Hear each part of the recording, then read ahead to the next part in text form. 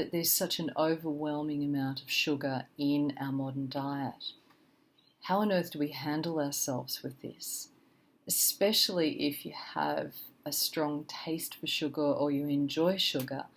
Just going into a petrol station or a supermarket can be, I don't know, a bit of a nightmare because there's just such a volume of obvious sweet food out there. On top of that, we have a situation where virtually all of the processed foods have, let's be honest, a lot of sugar in them. Sugar is a preservative.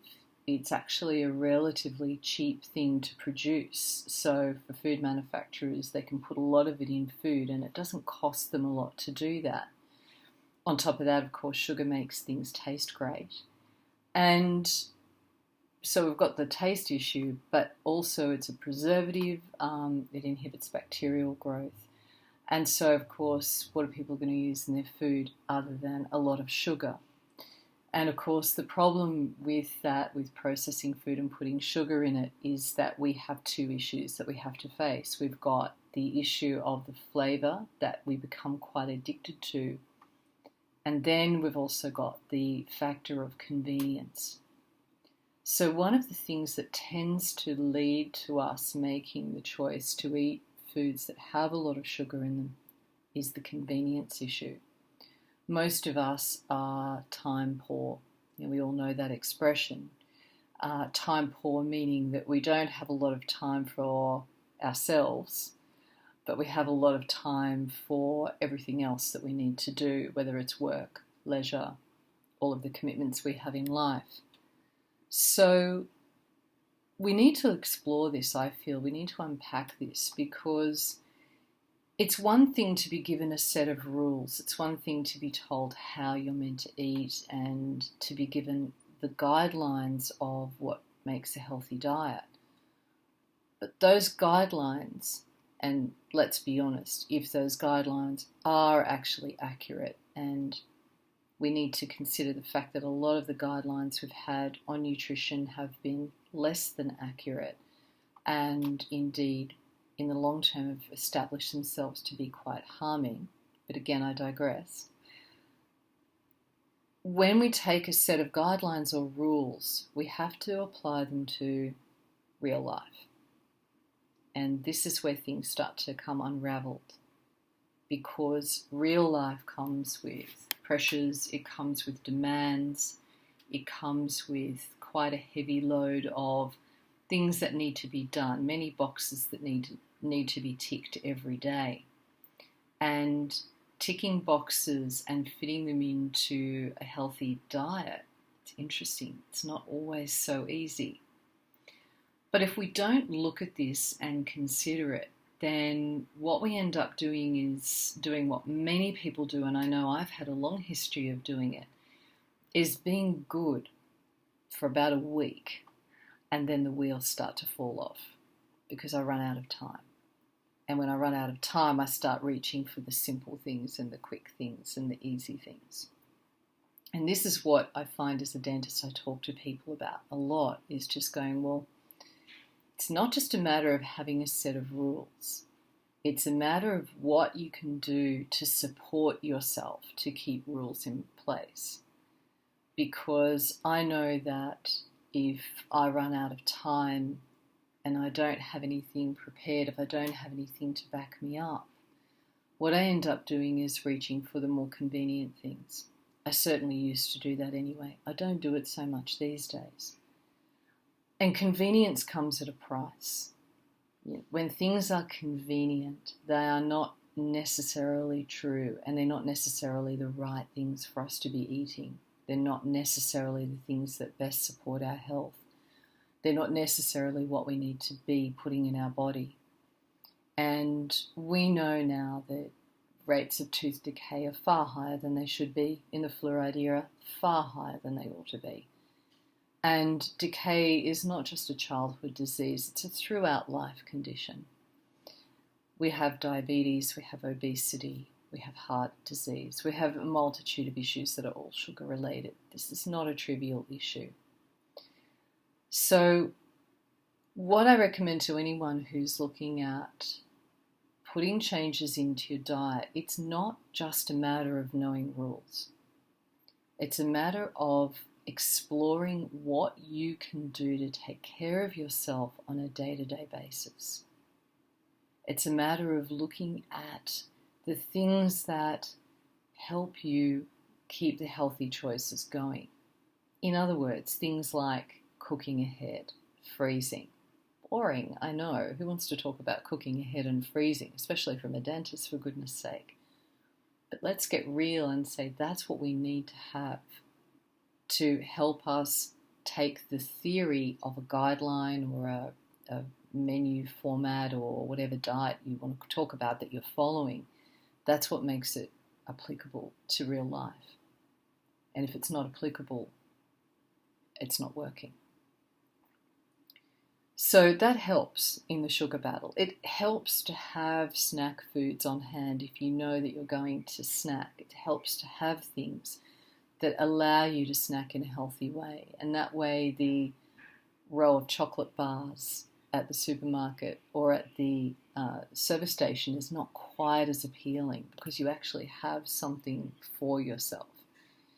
If you set off out into the world and you have no nutritional support, then those things are more likely to tempt you and take you back into the spiral of eating things that you know you shouldn't be eating again. But there's another factor to this, and this is something that people rarely talk about, but it's something that I see every day in my practice. And one of the biggest things we're up against when it comes to reducing sugar intake is the fact that many of us are working exceedingly long hours. And if we're not working long hours, then we're often working in ways that are stressful and disharmonious to our innate state of being, which creates a level of exhaustion. When you are doing something that you don't necessarily enjoy, or you're doing something that maybe you do love and you do enjoy, but you're doing it to someone else's timetable and someone else's rhythm and demands, that puts a strain on the body. And anything that causes strain in our body is, how can I put it? It puts a load on our system that is draining and can ultimately be exhausting. And to be honest with you, I work in a big city practice in the centre of Sydney. And I see a lot of people who are frankly exhausted. They're very effective at what they do. They're very committed to their jobs, but they are really seriously exhausted. Now, if you're exhausted, you're going to be looking for the thing to boost your energy. You're going to be reaching for those foods or craving those foods that give you the lift. And the problem with most of those foods is naturally they are sweet.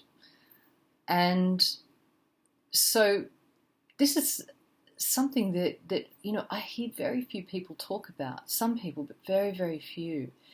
What we talk about a lot is willpower and, beating your sugar addiction, all of those sort of pep talk kind of approaches.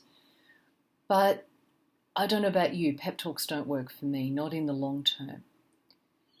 What I have learned for myself, and this is very much my own personal experience, was that I had to look at how I was working, how I was running my body, the demands I was placing on myself.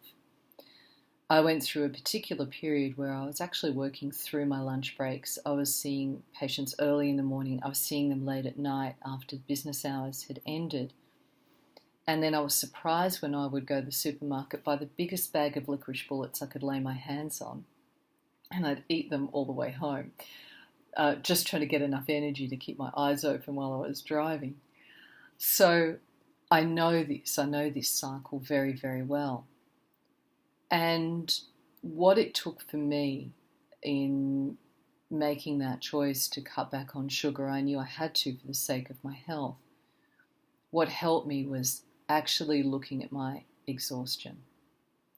It was not willpower. Because for me, and I know a lot of people have this experience, but I can certainly talk about my own. For me, willpower is great until the first thing goes wrong. So I can do willpower until I have a stressful conversation. I can do willpower until I get really tired or have a rough day at work. Then willpower is nowhere to be seen. It's out the door. It's gone. What helped me in all of those instances, though, was if I did have a bit of a crash and a licorice bullet binge, what did help for me to do was to stop and go, hold on, what am I doing? What hours am I working? What can I do here? I was an employed dentist at that point. I wasn't working for myself. Mind you, working for yourself, you're working for usually a very tough boss. So that was the thing that long term really helped me. Because if we don't get honest about exhaustion, if we don't get honest about the way we're running our body and the demands we're putting on ourselves, then what happens is that we are constantly working against ourselves.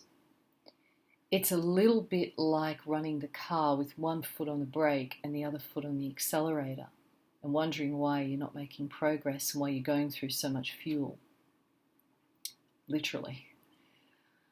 And so really that's all I wanted to leave with you today, just something for everyone's consideration, is that instead of the rules, the theories, and the ideals of what we should be doing, and then applying willpower to make it happen, there is a different approach we can take. But the approach is one that's supportive and not punishing. And this is the other important thing. You know, I often see people on eating programs, and it's a real, like literally carrot and stick, pardon the pun. But you know, it's like if I'm a good person, I can reward myself, and if I'm a bad person, then I deserve to be punished or to get into trouble. Long term, these strategies don't work.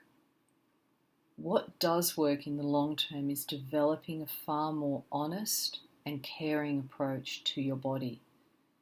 Now, dealing with exhaustion is nothing more than being honest, and it's nothing more than starting to consider that you can apply a level of care to yourself. It's really that simple.